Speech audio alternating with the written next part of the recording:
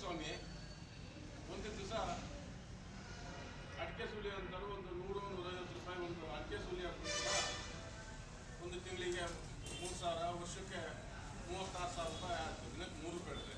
ಆ 3 ರೂಪಾಯಿದಲ್ಲಿ ಅವ್ರು ಏನಾರು ಜೀವನ ಸಾಗಿಸ್ಲಿಕ್ಕೆ ಸಾಧ್ಯನಾ? ಅದು ಕಷ್ಟಕರದ, ಎಲ್ಲರಿಗೂ ಗೊತ್ತಿರೋ ಅಂಥ ವಿಚಾರ. ಹಾಗಾಗಿ 1 ಲಕ್ಷಕ್ಕೆ ನಾವೇನು ಬೇಡಿಕೆ ಇಟ್ಟಿದ್ವಿ ಅದು ಸರಿ ಇದೆ. ಯಾಕಂತಂದರೆ ಒಂದು ಏನೇ ಒಂದು ಸಣ್ಣ ಪುಟ್ಟ ಕೆಲಸ ಮಾಡೋದು ಆದಾಯನೂ ಕೂಡ ವರ್ಷಕ್ಕೆ ಒಂದು 50,000 ರೂಪಾಯಿ ಲೆಕ್ಕಕ್ಕೆ ಆಗಿರ್ತದೆ. ಹಾಗಾಗಿ ಆದಾಯದ ಮಿತಿಯನ್ನು 1 ಲಕ್ಷ ಚಿಲ್ಲರಿಗೆ ಮಾಡಬೇಕು. ಮತ್ತು ಈ ಸಂಧ್ಯಾ ಸುರಕ್ಷಾ ಈ ರೀತಿಯ ಯೋಜನೆಗಳು ಏನಿದೆ ಮೊದಲಿಂದ ಬಂದಂಥದ್ದು ಯಾವುದನ್ನು ಕೈ ಬಿಡಬಾರ್ದು. ಯಾಕಂದರೆ ಮೊದಲಿಂದ ಬಂದಂಥದ್ದು ಇವರು ಸರ್ಕಾರ ರಚನೆ ಆಗೋ ಪೂರ್ವದಲ್ಲಿ ಈ 5 ಗ್ಯಾರಂಟಿ ಕೊಡೋದ್ರೊಳಗೆ ಇವರು ಹೇಳ್ಕೊಂಡಿದ್ರು, ನಾವು ಈ ಸಂಧ್ಯಾ ಸುರಕ್ಷಾ ಇರ್ಬೋದು ಅಥವಾ ವಿಧವಾ ವೇತನ ಇರ್ಬೋದು, ಬೇರೆ ಯಾವುದೇ ಅಂಗವಿಕಲ ವೇತನ ಇರ್ಬೋದು, ಯಾವುದನ್ನು ನಾವು ಕೈ ಬಿಡೋದು ಅಂತ ಮೊದಲೇ ಹೇಳಿದ್ರು.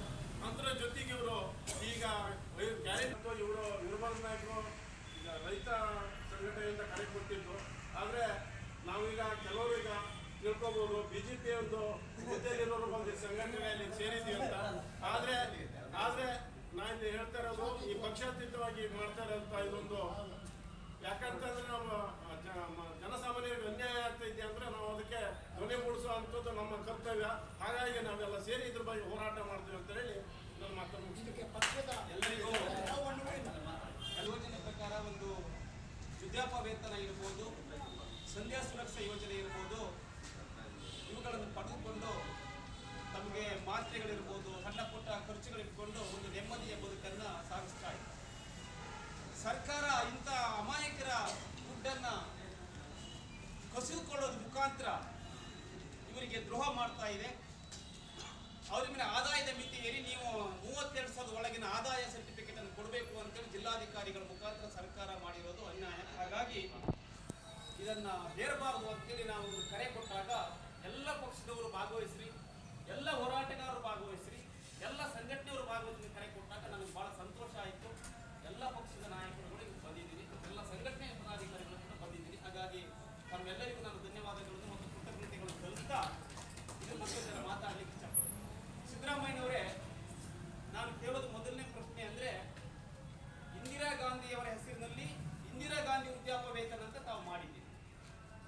ತದನಂತರ ಶ್ರೀಯುತ ಯಡಿಯೂರಪ್ಪನವರು, ಕುಮಾರಸ್ವಾಮಿಯವರು ಸಂಧ್ಯಾ ಸುರಕ್ಷಾ ಯೋಜನೆ ಅಂತೇಳಿ ರಾಜ್ಯದಲ್ಲಿ ಜಾರಿಗೆ ತಂದರು.